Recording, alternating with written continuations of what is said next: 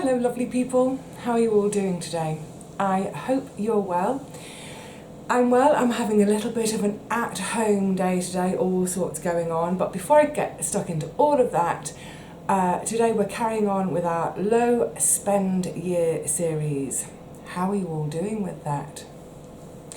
Are you managing to save a little bit here and there?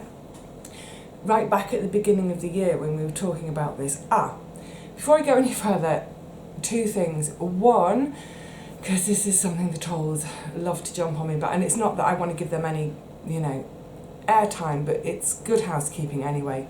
I'm not a financial advisor, of course I'm not.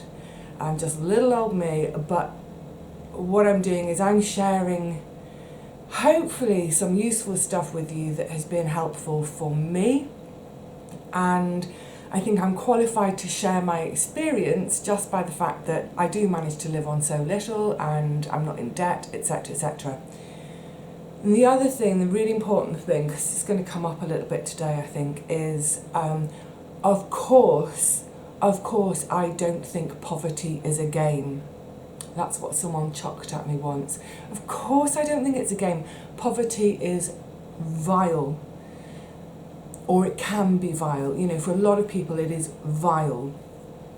My income puts me below the poverty line, but fortunately for me, I've got sort of structures in my life where for me it doesn't have the same kind of impact that it does on other people. I'm not paying rent to a private landlord. I've got food of my own that I grow. So it impacts me far less, and for that I'm eternally grateful.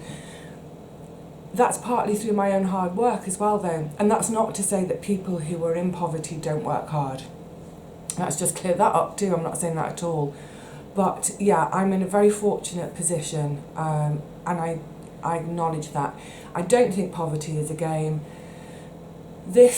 My whole channel, but also this series, it's not about being poor, it's about learning to live on less, in order to, a nice knock-on from that is to be more sustainable, but also to make your money go a bit further, so we're not wasting our money on stupid stuff that we don't need, but rather we spend it where it is needed, and hopefully by spending less on all the frippery we can save up and pay off debt, that sort of thing. Whatever your goal is, we've talked about this before as well, if it's that one partner wants to stop working to be able to have more time at home with the kids, etc, etc. So good, cleared all that up. Yeah, kind of have to just head the trolls off at the pass. So yes, we are now in month 4 of our low spend year, and one of the things I suggested right at the beginning of the year was, partly to encourage ourselves, was to set up a separate savings account to put, whether it's a couple of quid or 200 quid, whatever it is, whatever you're managing to save each month by doing away with other stuff, is to put that money into your savings account so that when we get to the end of this year, hopefully you'll have a chunk of money there for your goal, whether that was the big fridge freezer, or for some folk it might be for the annual bus and train pass in London or other cities. It's quite a big investment, it's thousands of pounds, but it actually saves you a whole chunk of money through the coming year if you're commuting into work every day. So that might have been your goal. For some folk it might have been paying off the credit cards, in which case you might not have been saving it, putting it into a savings account, but rather paying off those credit cards. For some of you, like I used to do, put it aside, because in January your mortgage provider allows you to overpay your mortgage in just that 1 month. I think the mortgage companies are quite canny with this, or at least mine was. Sorry, little hairs in my eyes. I was only ever allowed to overpay my mortgage in January, and of course most folk in January are really struggling because they've overspent on rubbish at Christmas, and not even rubbish, but they've overspent, so they've got zero cash spare in January to overpay, so the mortgage company can keep getting that interest from you. So yeah, hopefully you're saving, and then if that's the case for you, you can pay off a big chunk in January. And I would suggest, and this is what I did, that would bring your mortgage payments down, but I didn't bring mine down. I kept paying at the same rate because I was used to finding that amount of money every month for my mortgage anyway. So I kept paying at that rate, which meant I was slightly overpaying all the time, if that makes sense.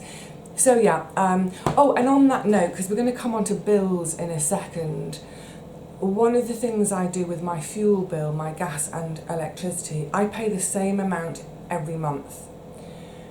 So in the summer, let's say, just plucking figures out of nowhere, because they're a little bit, we don't really know at the moment, do we? Let's say in the summer it costs me 50 quid, my fuel, each month. And let's say in the winter it costs me £100 each month. So throughout the whole year I pay £75 a month. That's not my actual figures, I'm just plucking. I pay £75 a month. So that all through the sort of the late spring, all through the summer and the early autumn, I'm always overpaying. And then in the winter, effectively I'm underpaying, but I've built that credit up to sort of top up. It just helps me with my budgeting that I want to have a set amount I pay each month, rather than in the summer go, yay, it's only 50 quid a month in the summer, woo, and only pay 50 quid. And then suddenly in the winter, it's like, oh my goodness, where am I going to get 100 quid from? That's just my preference, but it has really helped me to budget over the years. Now, talking of the savings account, so a little bit of a catch up on how I'm doing with my low spend year. First of all, no books. It's kind of getting easier. In January and February it was really hard, because generally in the winter that's when I tend to read anyway, and all the books, they just twinkle and sparkle at me and I want them.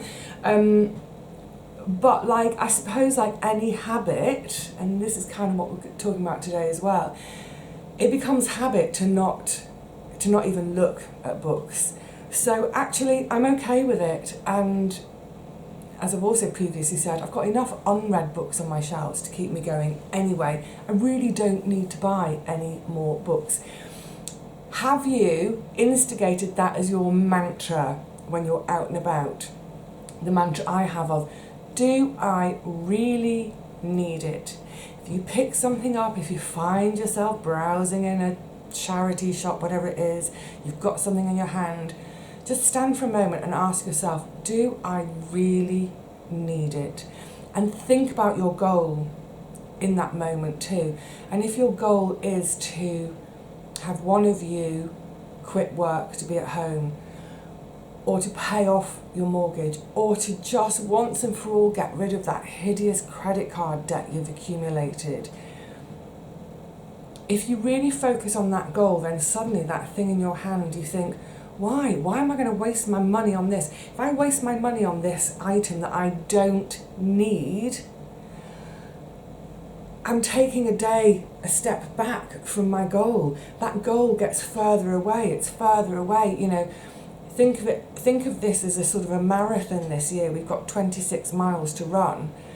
And if in month 4 you start buying junk again, where you would have been at the 10-mile mark in your marathon, or your 6-mile mark in the marathon, suddenly you're back to the 3-mile mark and you've got to run those 3 miles again. It's not worth it. Do I really need it? What is my goal? No, put it back.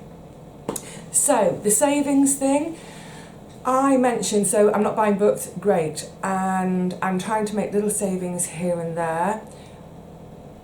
It's kind of difficult with the state of the world, isn't it? But I did say that I was going to open a separate savings account. I already have savings accounts, but one is for the house, one is for the computer, sewing machine, camera, everything to do with business, my little safety nets. But I did want to see how much I could save this year, and this was right at the beginning of the year, and subsequently my sister and I have talked about, and we're going to go on our little 3-night trip to go and collect my great aunt. So I've opened a savings account Yay! Specifically for that trip. I will keep it open afterwards. I'm going to call it my fun fund. I always used to have a fun fund and I stopped having one, and it's really important.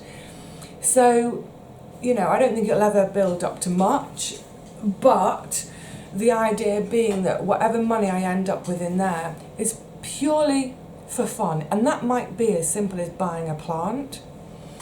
It might be, it's more likely to be, it's things like days out, because I'd really like to have a few more days out. But what I love about this new savings account, I opened it via the post office.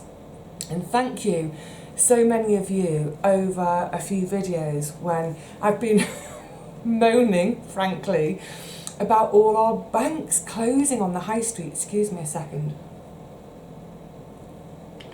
Yeah, we've been having all these bank closures. And quite a few of you had said, you can do your banking at the post office. Of course, and I'd never thought of that. And I go to the post office probably once a week, sometimes more, sometimes less, but let's say averages at once a week. So it's definitely somewhere that I can do my posting, my parcel posting, but think to myself as well, it's somewhere I can do my banking. If I can do my banking there, surely I can do my savings there. So I opened a post office account, a savings account. I mean, look, they're all absolutely rubbish interest rates at the moment.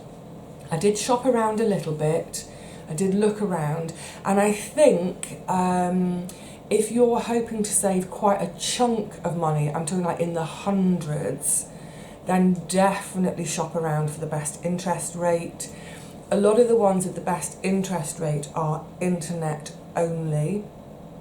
And you know, that will work for some of you, but that's not what I wanted. But yeah, if you're hoping to save, I mean, some of you may have a goal that's in the thousands, then definitely shop around to get the best interest rate you can get. For me, this savings account, it's only ever going to be maybe sort of a couple of £100. I say only, that's going to be a chunk of money for me, but you get what I'm saying. So it isn't the best interest rate out there, it's not the worst, but the main thing for me, and this is really important for me, it's face to face. I can do it all online if I want, but old school, it's a paying in book. Look, I've got my little slips, my name's on it, I won't flash it too much, account details, but I can go to the post office with, so for instance, I save up my pennies, and it's pennies, 5p's and 20p's in my penny jar. You know, at the end of the month or at end of sort of 2 or 3 months, I could count that out, and there might only be, 10, 20 quid there, but I can go along to the post office with my paying in book, face to face, push it across the counter, and it goes in my savings account. Yay! So I can check online to see how it's building. And that's what I meant about having a separate account for this year of low spend, is like with all things, diets, exercise regimes, whatever it is, I think if you chart your progress, it really helps you to stay on track and motivate you. So with diet, you might have a diary where you chart your weight once a week. So when you can see that weight coming down, how brilliant, it motivates you to keep going. If you keep a fitness diary, you might write in your diary once a week. So I used to do when I was running, I used to always do my long run on a Sunday. So I would chart how long I'd run. And it, initially, when I very first started, it was like 20 minutes of running, nearly killed me. And, as I got better and better at running, it might be that I run for 3.5 hours today. So I chart that, I could see my progress. So for me, this is great. I can see my progress with my completely separate from everything else in my life, my fund, I can see it progressing. Absolutely brilliant. I'm just looking down at my notes because I've got notes to share with you. Now, okay, we can't ignore the elephant in the room. Bills have gone up.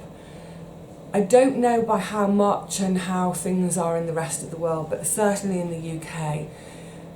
Now, we go into April, and every year we do expect our bills to go up. So just take yourself back momentarily to January, and I was suggesting that you get all your bills out, all your paperwork, spend a whole day if necessary at your kitchen table, wherever it is, get all your paperwork out, work out exactly how much you're paying for everything. If it's an annual bill, break it down so you know how much you need per month to meet that bill, and make sure, you know, if it works out at £10 a month because it's 120 quid a year, make sure you put £10 a month aside in readiness for it, all of that. And in that process, you will have hopefully cancelled subscriptions and stuff you don't need anymore. Do I really need it?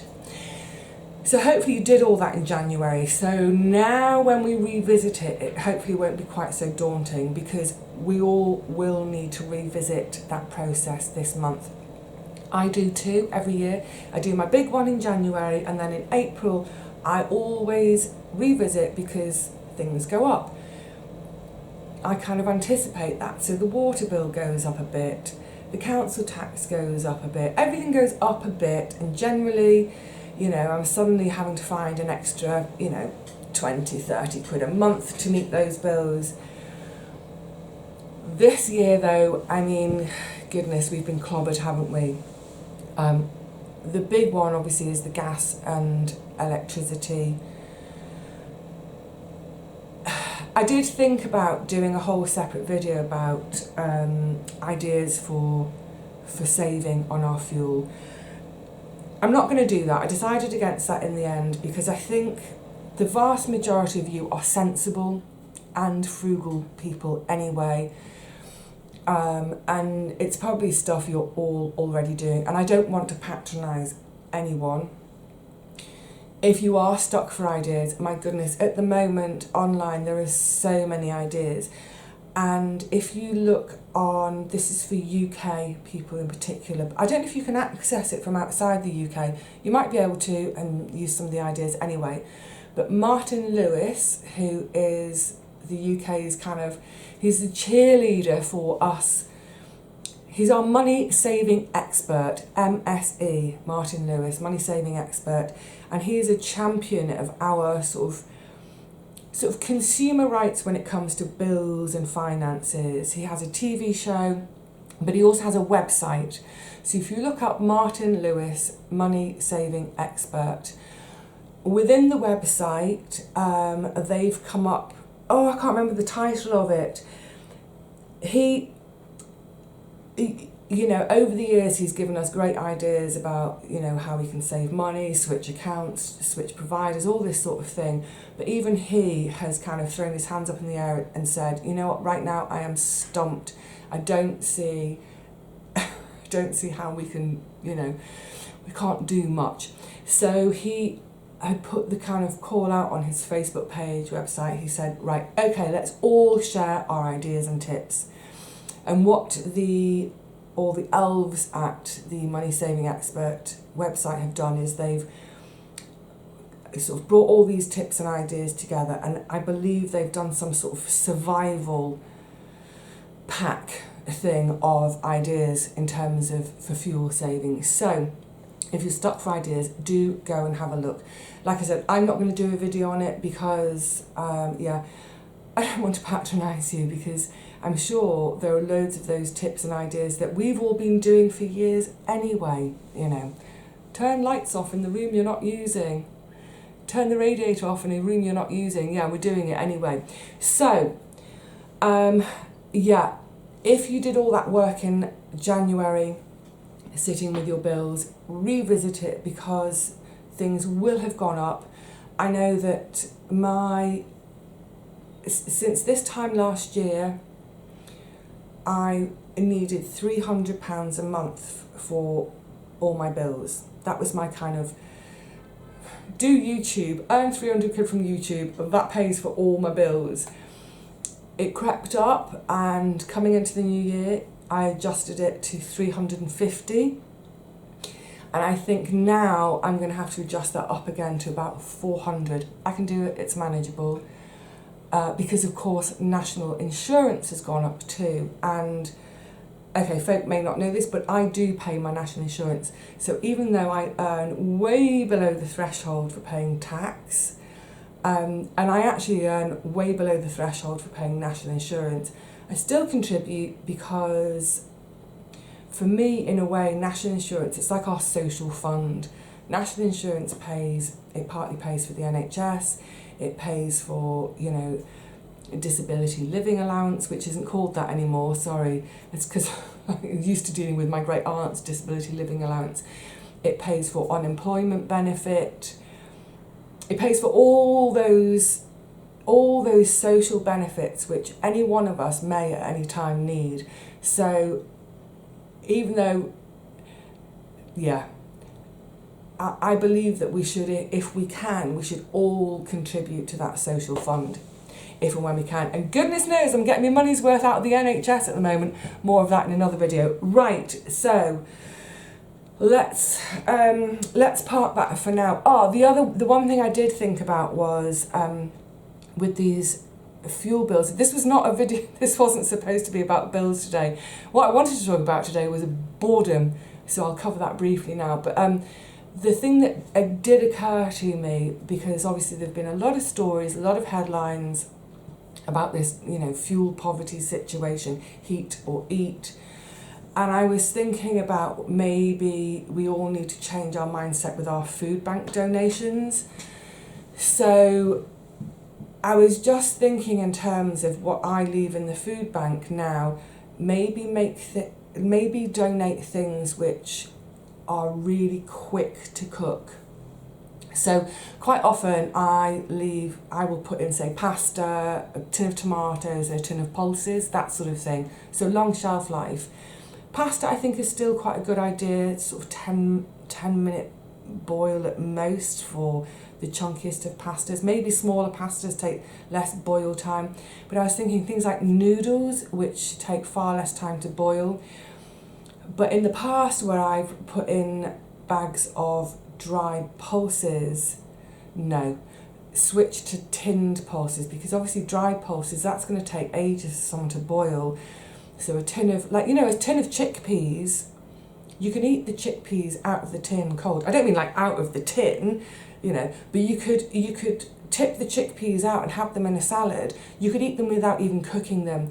So I'm just thinking for those people who are needing the food banks, they're not going to be having the spare money to pay for, you know, things that take a long time to cook. So yeah, I think maybe any of you who put food into food banks, just think about how long it takes for that item to cook and maybe swap it. So for instance, the other day, instead of doing a tin of tomatoes, because I always think tomatoes, it's useful because you can make the base for a sauce or casserole or stew, I actually put in a little jar of a ready-made pasta sauce, because I thought that kind of pasta sauce, it's already cooked, all it needs to do is be warmed. And actually, you know, if you were cooking pasta and if you had a steamer, you could even put the jar in the top part of the steamer to start warming it with the heat of the pasta cooking underneath. Anyway, so that's for other folk. Yeah, so just have a little think when you're donating to your food bank. Right, now, today was supposed to be, looking at my notes, about boredom.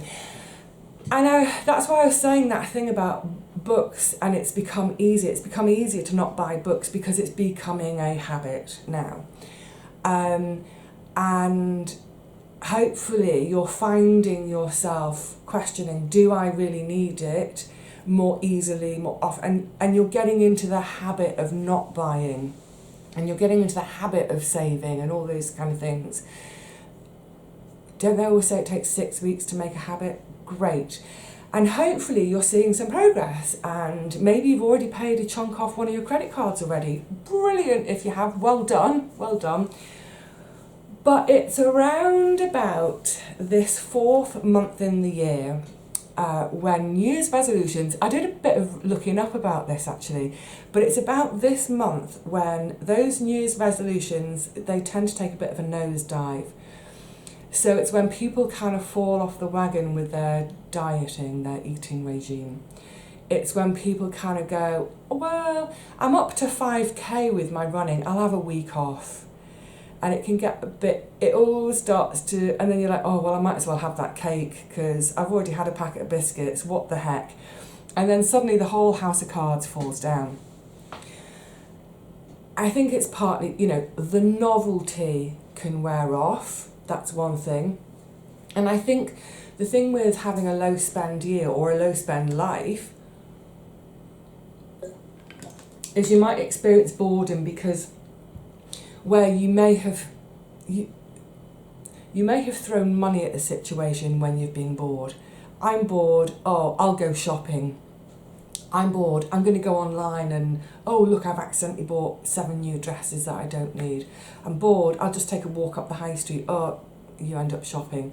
I'm bored, oh, let's go to the pictures.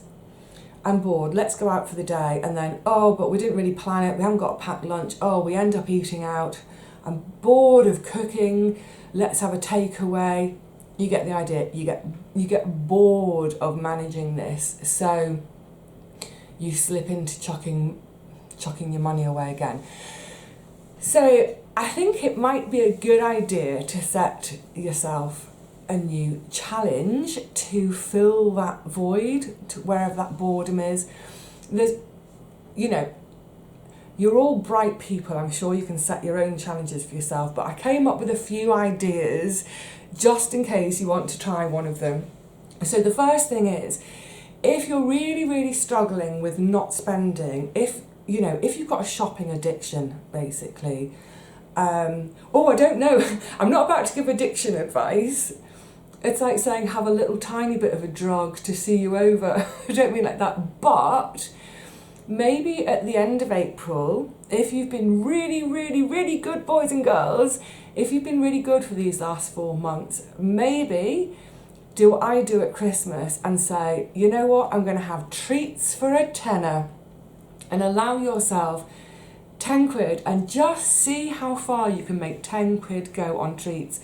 What you might find interesting is that when you do try and spend your tenner, you suddenly don't want to spend it.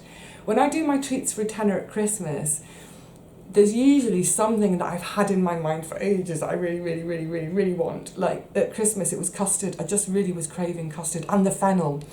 But yeah, you go out and you can see things and think, oh, I can get this with my treats for a tenner. And then you think, oh, but do I really want it? Maybe I want something else. So you might even struggle. So yeah, give yourself treats for a tenner day. It could even be something as little, instead of treats for a tenner at the end of April, you could say to yourself, each week, once a week, every Sunday, for example, I don't know when, but you can have one treat, you can spend £1. I was going to say, maybe we should make it £2.50, and then that's like your treats for a tenner each week. Okay, so you do that, £2.50, you can give yourself £2.50 to go and spend it on whatever you want. It'd be like having pocket money as a kid again. I mean, do you remember how exciting that was? I didn't get pocket money as a kid. I wanted things. It's like, you want things, you go out and work. So I had to go out and work. I've been working since the age of 14. Anyway, give yourself a treat. And if you think, oh, £2.50, it's not going to get me much of a treat, I'll wait. I'll tide that over till next week, and then I've got £5 for a treat. You might think, I really, really, really would like a magazine. Whatever it is. So yeah, allow yourself a little treat, but it's little, as in financially, it's financially. You may think with that £10, actually what I'd like to do with it is go out for the day, I'll take myself a packed lunch and I'll use the 10 quid. How far can I go on a train for £10, for example? So maybe have a little treats day. Other challenges you could try, which might be more difficult, but again, it will raise your awareness of your shopping habits, which not only is about the money, but like I'm always banging on about, it's about the sustainability as well. As you go into the next month, you could say, okay, let's ramp this up. Apart from bills, we're going to have an entirely no spend whatsoever month. And don't cheat and stock up beforehand, but have a no spend whatsoever month. And during that month, it may be a bit trickier for you because you might not have stored garden produce, but only cook with what you've got in the freezer, in the cupboards, because I'm sure a lot of you have more in your cupboards than you need on a weekly basis.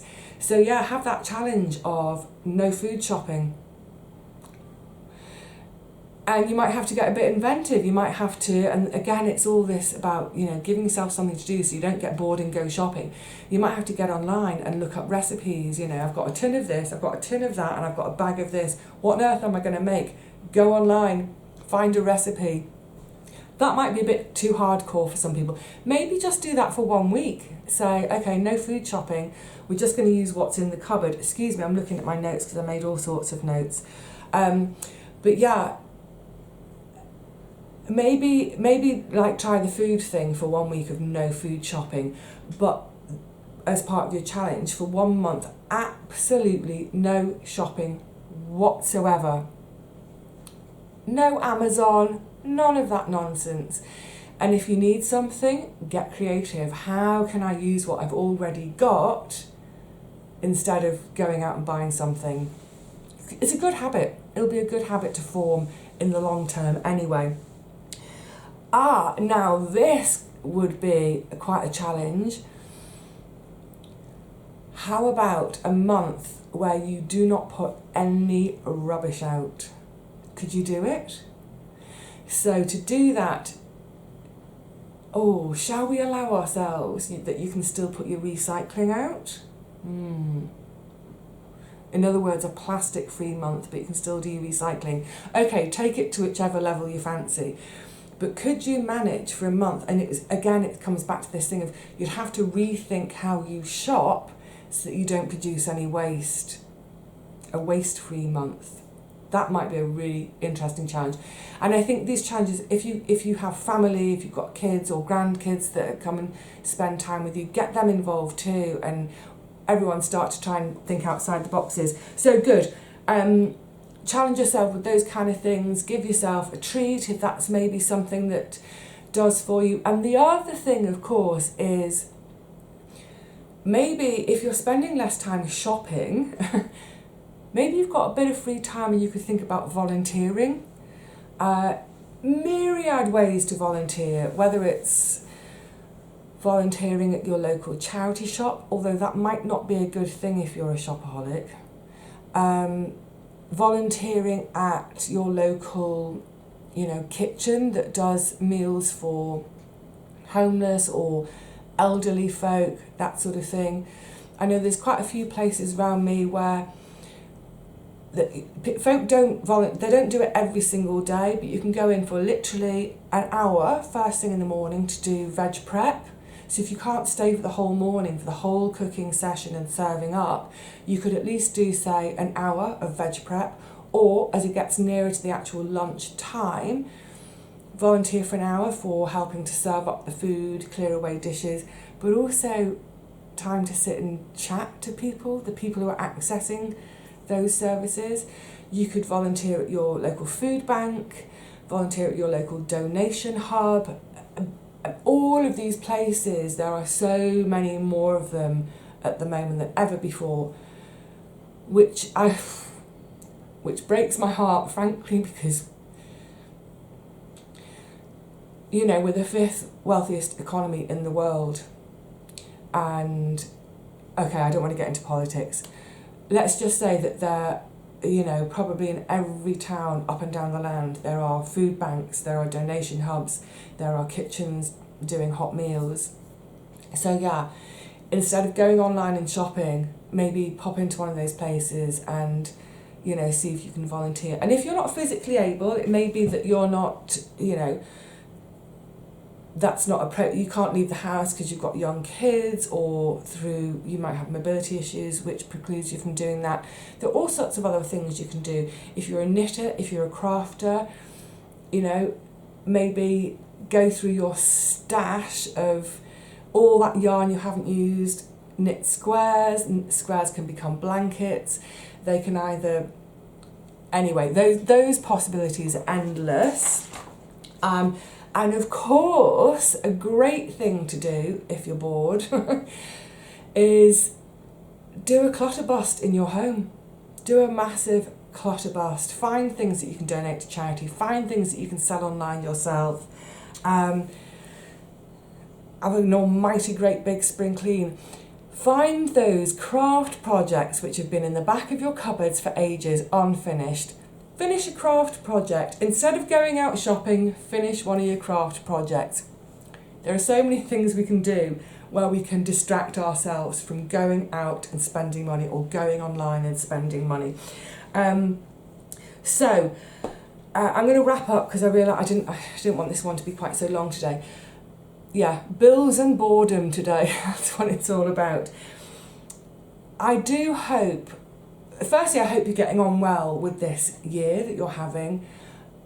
Hopefully some of the things that you do this year they'll become a habit for life, and you will feel richer for it. You'll feel richer in your bank account, but you'll just feel richer for it because you know you're not being so wasteful.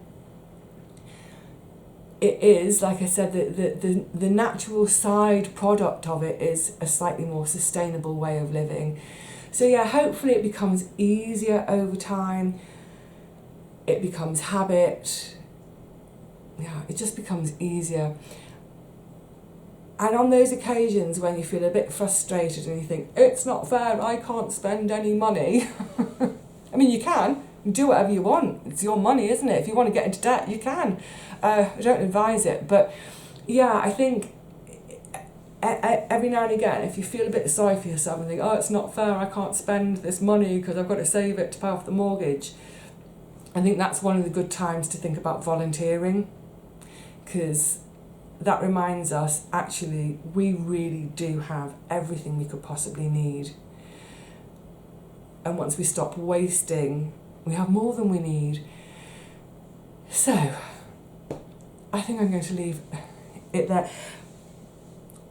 Actually, that sounds a bit negative, and I didn't mean it to sound negative. We're all allowed to feel sorry for ourselves from time to time, but just don't linger in it. Hopefully you will find fun and creative ways to get around those moments when you think, I don't really want to spend. How can we do this without spending? And actually find something that's, more fun and more creative as a way of doing it. Good luck. Carry on. I'd love to hear how you're all doing with it. I'd love to hear how, excuse me, frog in my throat. Not a cough. Are you breezing through this? Are you finding it easy? Are you managing to save a chunk? Have you set up your savings account? Are you struggling? Are you finding yourself creeping back onto the computer and wanting to buy stuff you don't need? Yeah, let me know in the comments below. I will see you again really soon for another one. What are we talking about in May's episode? We're going to be talking about very briefly, hair and beauty. I kind of should have done that with clothes, but clothes I went on one. But also about gifts and gifting, because that can be a little bit of a tricky one.